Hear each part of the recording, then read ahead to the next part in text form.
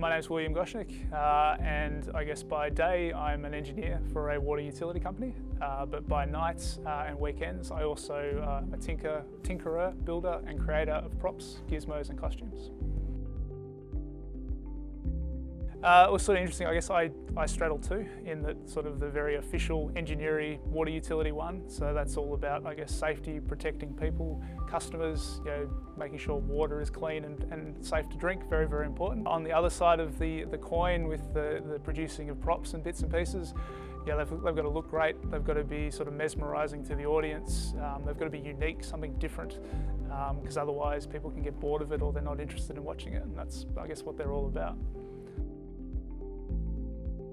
I learnt and studied engineering at university, so that's where I started. And there's obviously elements of design, very much from a very formal perspective, and so that's where I started. But then as I got into industry, and then I was lucky enough, I met my now wife, and she is a performer, circus burlesque dancer, and I started building things for her just out of fun. But I'm very formal in how I like to lay things out. To me, it's about solving problems. So if I understand the problem and need to know what it needs to do, I think then my ability to solve it through design is the way sort of to tackle it. So I like to really discuss with the client. So what do they actually need? What's important?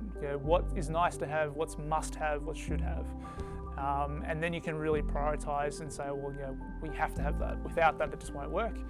These are some nice elements. We're going to try and incorporate them if we can, but if we can't, it's not the end of the world, and we can sort of work around it.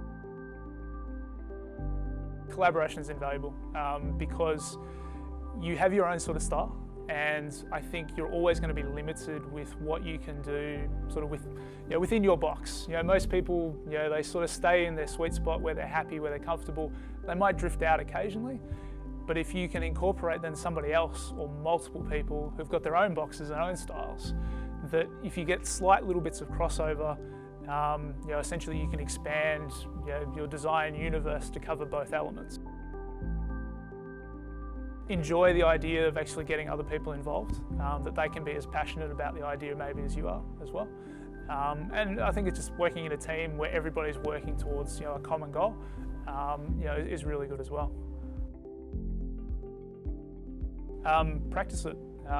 It might seem like a funny bit of advice, but I think it's one of those things that you learn something new from every project you take on. So if you just sit back waiting for one good project, you're going to miss out on the opportunity of sort of coming up with bits and pieces as you go. So I'd say anything that's thrown your way, even if it may not be in your sort of spectrum of interest, have a go at it, see what you can learn, even if you fail and can't quite get sort of what they're after.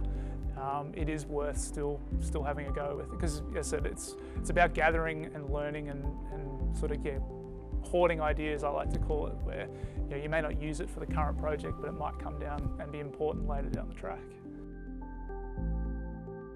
I think it's really sort of flexible, and I'd advise against sort of getting too much in your head exactly what you want to do.